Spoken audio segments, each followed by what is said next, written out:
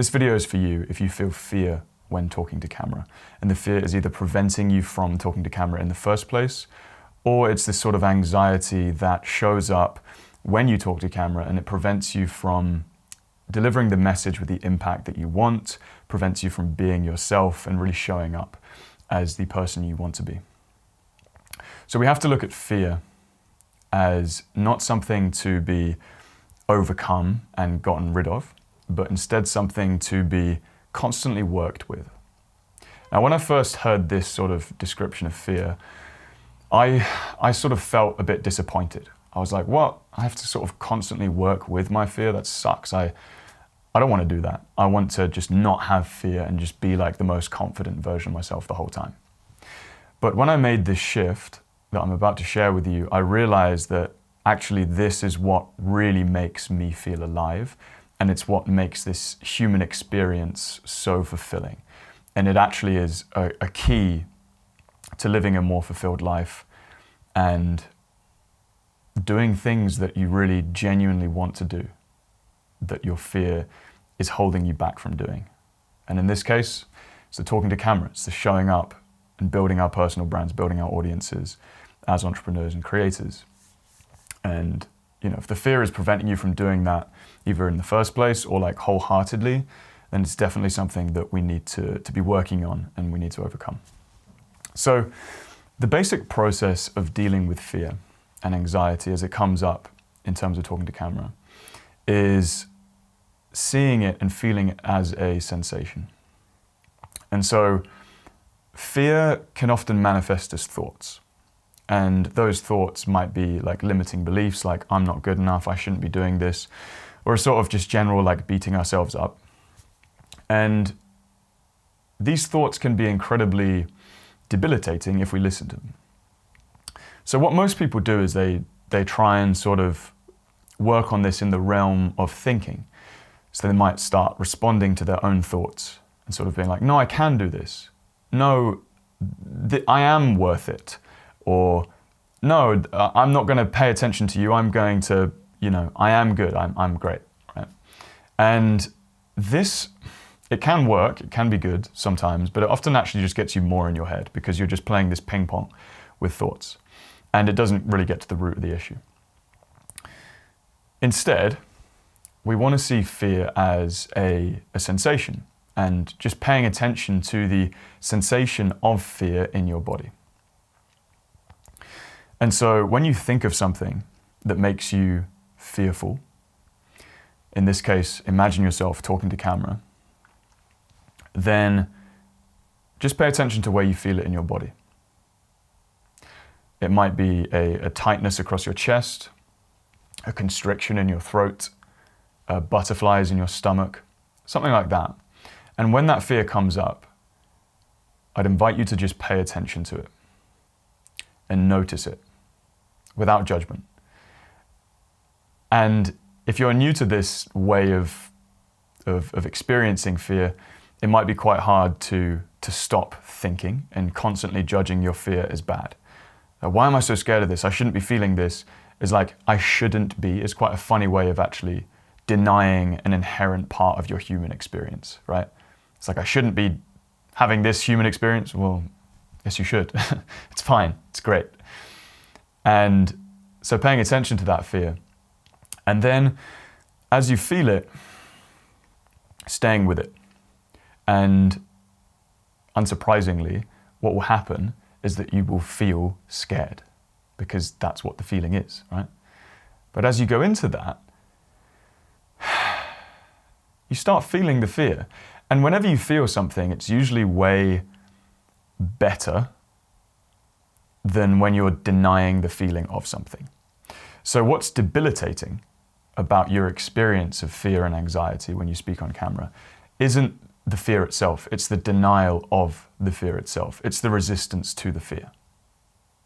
So instead, by fully inhabiting that fear, stepping into the fear, now that's a real act of bravery, just internal bravery, allowing the fear to be with you.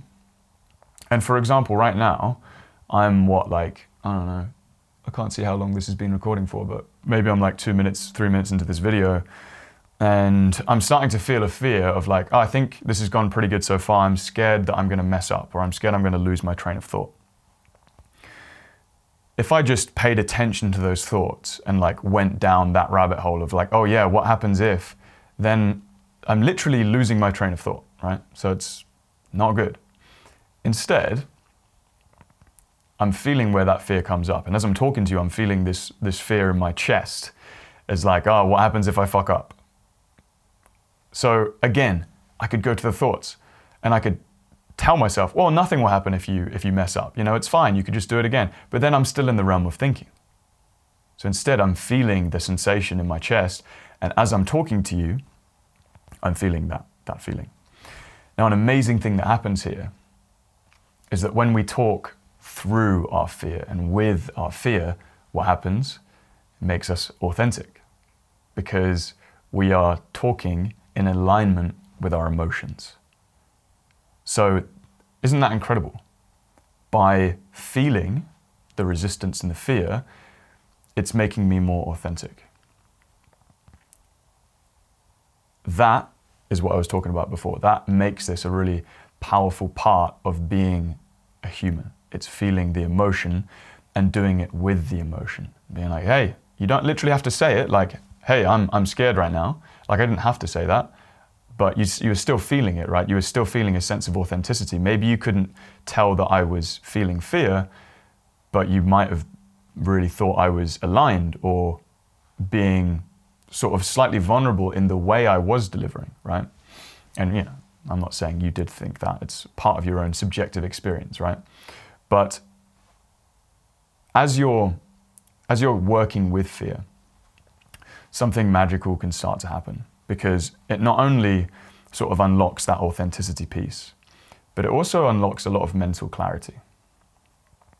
Because a lot of those thoughts that fog our brains and start creating noise come from emotions that we're not actually feeling yet.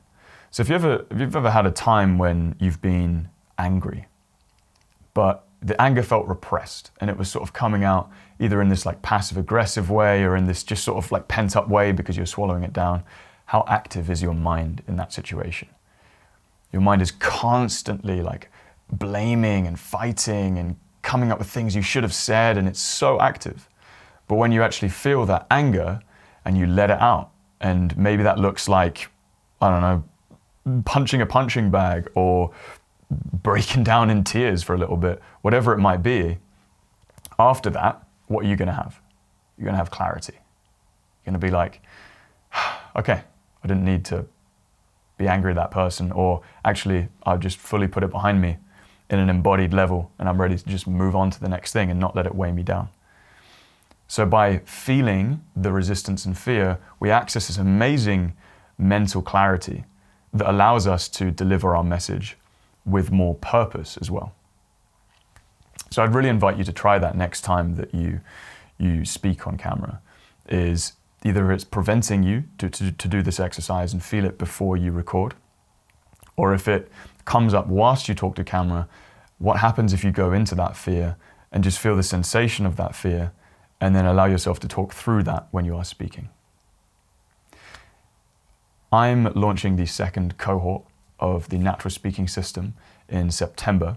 If you'd like to be on the wait list to join us in that experience, then that is in the description below. We've already got something like 900 people on the wait list, and there's only going to be 30 spots. So make sure that you're on that if you want to be one of the first in, because last time we sold out.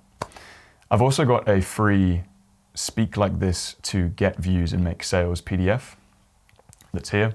That will walk you through the sort of foundational structure behind what I teach in terms of getting better at talking to camera, and allows you to see the overall blueprint for how you can actually really start improving and using speaking on camera to build your personal brand.